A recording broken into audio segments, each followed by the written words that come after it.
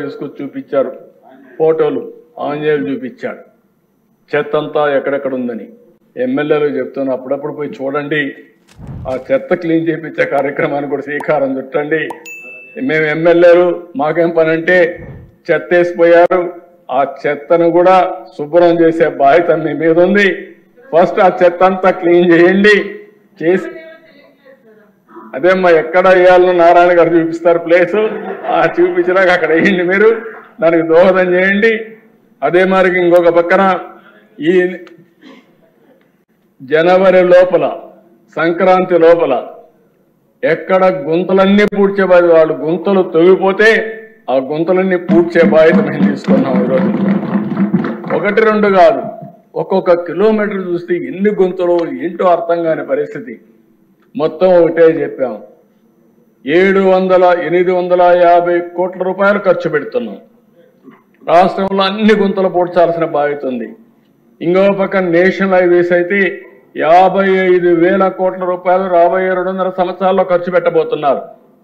72,000 కోట్ల రూపాయలు రైల్వేస్ లో రాబోయే 3-4-5 సంవత్సరాల్లో ఖర్చు పెట్టేదానికి శ్రీకారం చుట్టాం. ఇంకో పక్కన దేశ మత్స్యకారుల ఉపాధిని దెబ్బతీస్తే 217 జీవో రద్దు చేశాం. స్వర్ణకారుల కార్పొరేషన్ ఏర్పాటు చేశాం. గీత కార్మికులకు ఫస్ట్ టైం చరిత్రలో 10% మద్యం షాపులు రిజర్వ్ చేసిన పార్టీ తెలుగుదేశం పార్టీ, ఎన్డీఏ అని చెప్పి కూడా మీకు తెలియజేస్తున్నాను. అర్చకుల జీతాలు 10,000 నుంచి 15,000కు పెంచాం. దేవాలయాల్లో నాయీ బ్రాహ్మణుల వేతనాలు 15,000 నుంచి 25,000కు పెంచాం. ధూప దీప నైవేద్యం కింద ఆలయాలకు ఆర్థిక సాయం 5,000 నుంచి 10,000కు పెంచాం.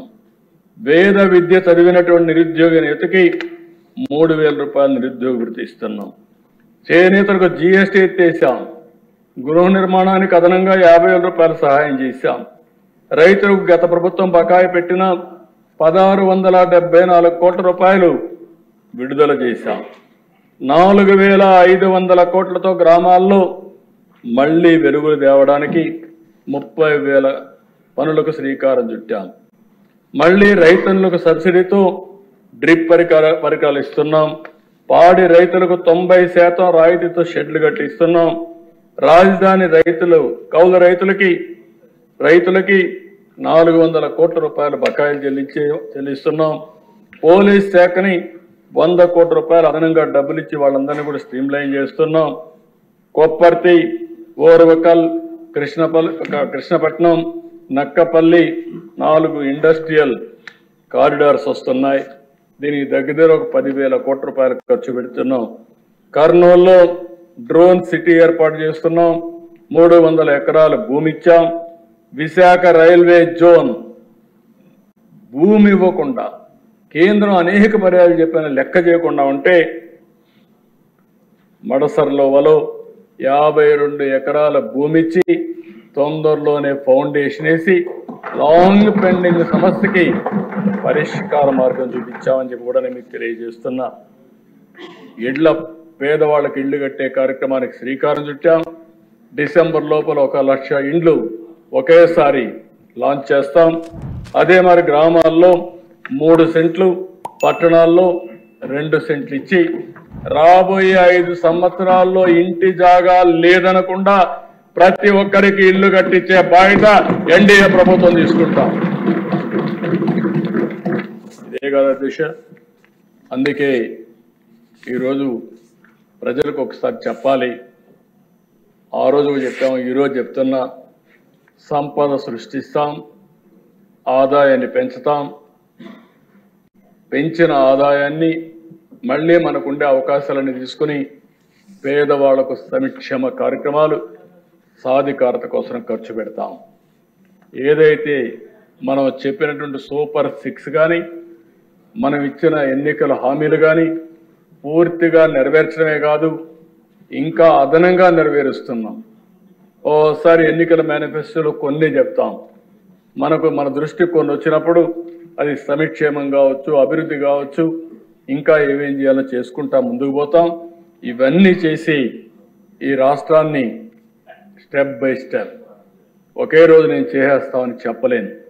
ఎందుకంటే ఎప్పుడూ చూడనటువంటి విధ్వంసం చూస్తున్నాను, ఎప్పుడూ చూడనటువంటి అధికారుల్లో నిర్వీర్యం చూస్తున్నాను.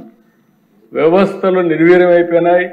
ఆ వ్యవస్థల్ని రన్ చేసే హెడ్ ఆఫ్ ది డిపార్ట్మెంట్స్ కానీ వ్యక్తులు కానీ ఎక్కడికక్కడ 5 సంవత్సరాల నుంచి ఒక షాక్లో నుంచి బయట వచ్చే పరిస్థితికి వచ్చారు. అదే సమయంలో ఇప్పుడిప్పుడే ప్రతి ఒక్క వ్యవస్థని ఘాట్లో పెడుతున్నాం. ఈరోజు స్వర్ణాంధ్రప్రదేశ్ విజన్ తయారు చేశాం, అది కూడా మనం డిస్కస్ చేస్తాం. అదే మరి కేంద్ర ప్రభుత్వం ప్రవేశపెట్టినటువంటి కర్మయోగి ట్రైనింగ్ ప్రోగ్రామ్స్ అన్ని ఎంప్లాయీస్కి వాళ్ళ అసిస్టెన్స్ కూడా తీసుకుంటున్నాం. ఇంకా ప్రైవేట్ వ్యక్తులు తీసుకుంటున్నాం. ఎంత తొందరగా చేయగలుగుతామో అంత తొందరగా చేయడానికి అనేక చర్యలు తీసుకుని మళ్ళీ అన్ని రాష్ట్రాలతో సమానంగా ముందుకు పోవాలంటే, వీలైతే దీర్ఘకాలంలో ఇంకా ముందుకు పోవాలంటే ఏమేం చేయాలో అవన్నీ చేస్తామని చెప్పి తెలియజేసుకుంటూ, అందులో ఇది మొదటి మెట్టు, ప్రారంభం మాత్రమే ఇది. ఆ ప్రారంభంలో ఉండే అన్నీ కూడా అడ్జస్ట్ చేసిన తర్వాత మొత్తం బడ్జెట్ చూస్తే 2,94,427 కోట్ల రూపాయలు. పోయిన సంవత్సరం యాక్చువల్ కంటే 15% అదనం అని చెప్పి మరొకసారి మీకు అందరికీ తెలియజేస్తున్నాను. రెవెన్యూ వ్యయం 2,35,916 కోట్లు, మూలధన వ్యయం 32,712 కోట్లు, రెవెన్యూ లోటు 34,743 కోట్లు, ద్రవ్య లోటు 68,742 కోట్లు. ఉండే ఇబ్బందుల్లో one of the best budget ఇది. నేను 15 సార్లు బడ్జెట్ చూశాను, మనమే పెట్టాం. 15 సార్లు పెట్టినప్పుడు ఇలాంటి క్లిష్ట పరిస్థితులు, ఇలాంటి ఇబ్బందికరమైన పరిస్థితులు one of the best budget తీసుకురాగలిగాం. దీనికి కారణం కేంద్రం పూర్తిగా సహకరించడం. నేను ఈ సభ ద్వారా నరేంద్ర మోడీ గారిని, కేంద్ర ప్రభుత్వాన్ని, అక్కడ ఉండే ఫైనాన్స్ మినిస్టర్ గారిని అందరినీ కూడా మనస్ఫూర్తిగా అభినందిస్తున్నాను. ఒక్కొక్కసారి 2 ప్రభుత్వాలు కలిస్తే ఏమేం చేయగలుగుతామో ఇది ఒక ఎగ్జాంపుల్ అని చెప్పి కూడా నేను మీకు తెలియజేసుకుంటూ, ఈ ప్రభుత్వం కమిటెడ్గా ఉన్నాం. రాష్ట్ర ప్రయోజనాలకు ఎక్కడా విఘాతం కలగకుండా ఎంత వీలైతే అంత తొందరగా ఏమేం చేయగలుగుతామో అవన్నీ చేయడానికి పట్టుదలతో ముందుకు పోతున్నాం. అందులో తొలి మెట్టు ఈ బడ్జెట్. ఇవన్నీ కూడా ప్రజలు కూడా రాబోయే రోజుల్లో ఇవన్నింటిపైన చర్చ చేయాల్సిన అవసరం ఉంది, అవగాహన పెంచుకోవాల్సిన అవసరం ఉంది.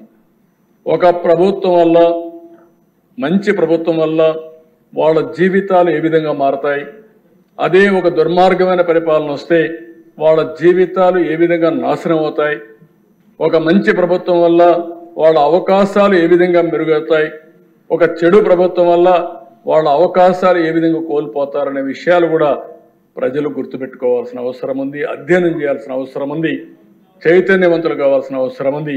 అది కూడా చేయమని చెప్పి కోరుకుంటూ మరొక్కసారి ఈ అవకాశాన్ని ఇచ్చిన ప్రజలందరికీ మనస్ఫూర్తిగా ధన్యవాదాలు తెలియజేసుకుంటూ, ఇక్కడ మెంబర్స్ అందరూ కూడా పూర్తిగా సహకరించారు. ప్రత్యేకంగా నిండుగా కూర్చున్నారు, మీరు బాగా హుందాగా ఉన్నారు. కుర్చీ కూడా కళకళలాడుతూ ఉంది, నవ్వులతో ఆ సభ కూడా జరుగుతూ ఉంది. ఒక ఆహ్లాదకరమైన వాతావరణం వచ్చింది.